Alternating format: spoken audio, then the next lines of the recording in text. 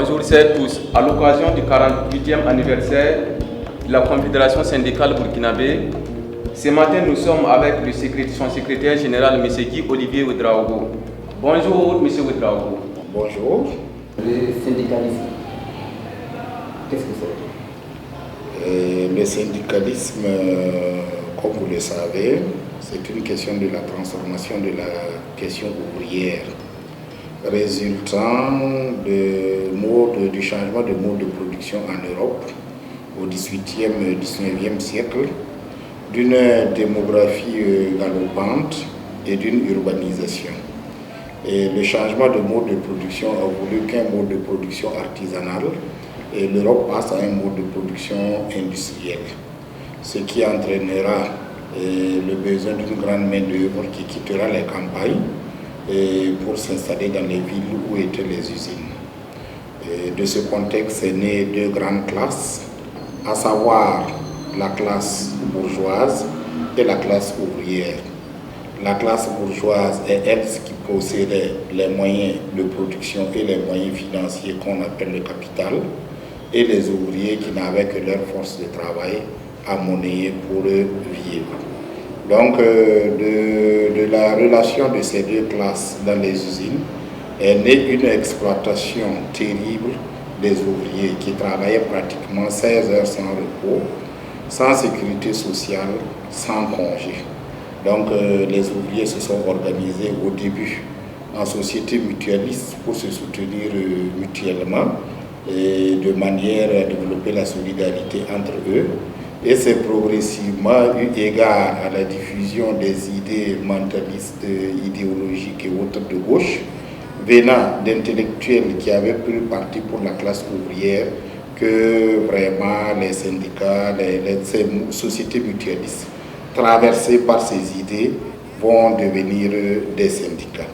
Donc on peut dire que les syndicats, c'est d'abord une communauté d'ouvriers qui se sont mis en place sous la forme mutualiste, mais qui, traversés par certaines idées mentalistes idéologiques de gauche, se sont transformés en syndicats pour lutter pour l'amélioration de leurs conditions de vie et de travail. Quelles sont les circonstances de la naissance de la CSB? Parlant des circonstances de la naissance de la CSB, partons d'abord des circonstances de la naissance du syndicalisme africain. Parce que le syndicalisme africain, contrairement au syndicalisme européen, n'est pas lié à l'histoire du travail, mais est lié à la lutte contre le colonisateur, contre le colonialisme qui était un prolongement du capitalisme, qui, après avoir exploité les masses au niveau de l'Europe, s'est retourné au niveau de certains continents pour exploiter ces richesses et utiliser les habitants de ces continents qu'ils avaient asservis pour exploiter les richesses. Donc c'est la lutte contre la colonisation et bien sûr avec l'appui des syndicats, l'influence des syndicats européens et aussi des intellectuels africains qui avaient fait des études en France et qui pour la plupart étaient inspirés par des idées de gauche comme on appelle les idées révolutionnaires, les idées anti-impérialistes et anticapitalistes. C'est tout cela qui a amené le syndicalisme africain et le syndicalisme burkinabé. Et bien sûr, c'est suite à tout cela que la CSB est née en 1974, et plus précisément le 19 septembre 1974, du regroupement de syndicats autonomes à l'époque, qui n'étaient pas dans les trois premières centrales syndicales qui existaient, et de syndicats qui avaient quitté l'Union syndicale des travailleurs voltaïques, aujourd'hui Union syndicale des travailleurs burkinabés, suite au fait que leur secrétaire général avait accepté être ministre de la fonction publique. Vous voyez comme quoi l'histoire se répète.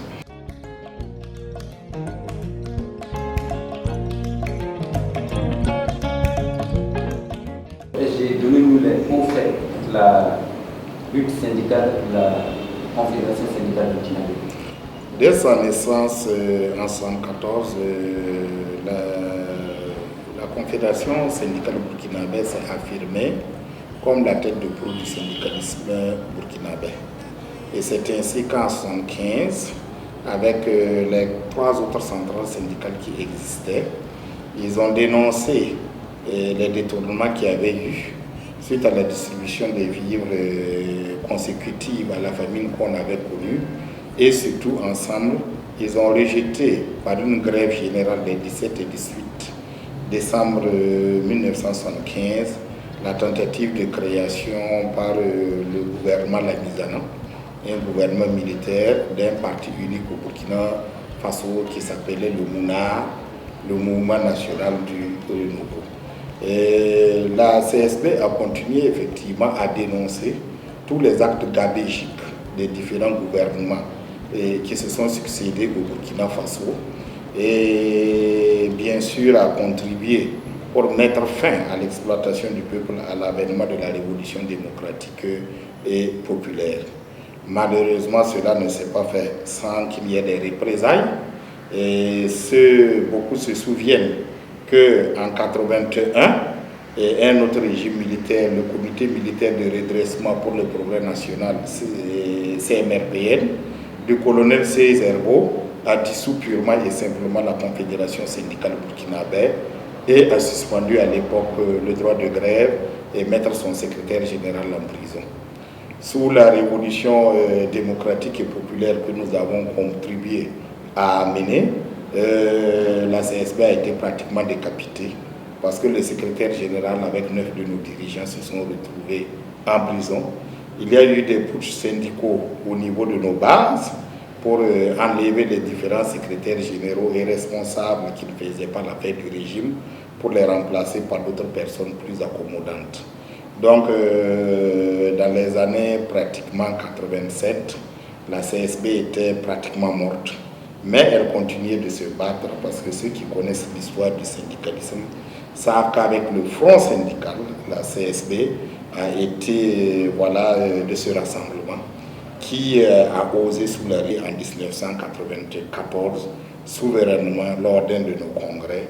Et nous avons décidé, après lecture de l'environnement mondial et tout le combat que nous avons mené, de choisir souverainement la voie du syndicalisme réformiste et d'obédience social-démocrate.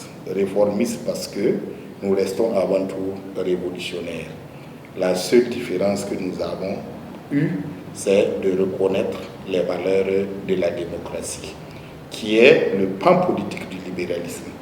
Quant au capitalisme, qui est son plan économique, nous continuons toujours à combattre le capitalisme et à réclamer des réformes profondes à travers la prise en compte des mesures de protection sociale pour faire effectivement de ce capitalisme-là quelque chose à visage humain pour les travailleurs et pour l'ensemble du peuple.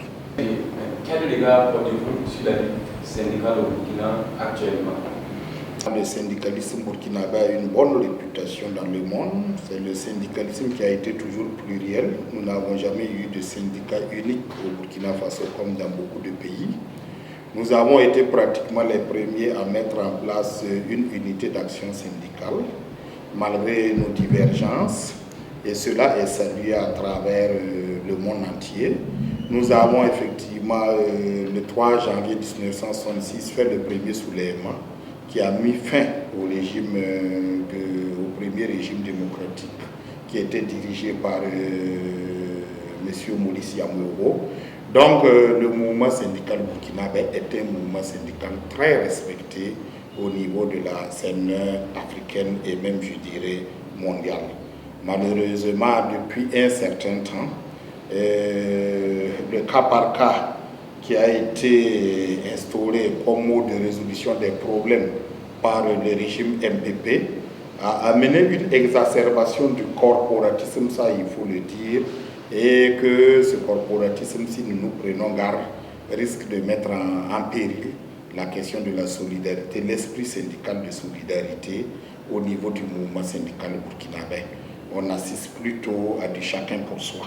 Une inquiétude avec ce qui se passe actuellement, cet esprit est en train de disparaître progressivement pour laisser la place au chacun pour soi. Et c'est la plus grosse inquiétude.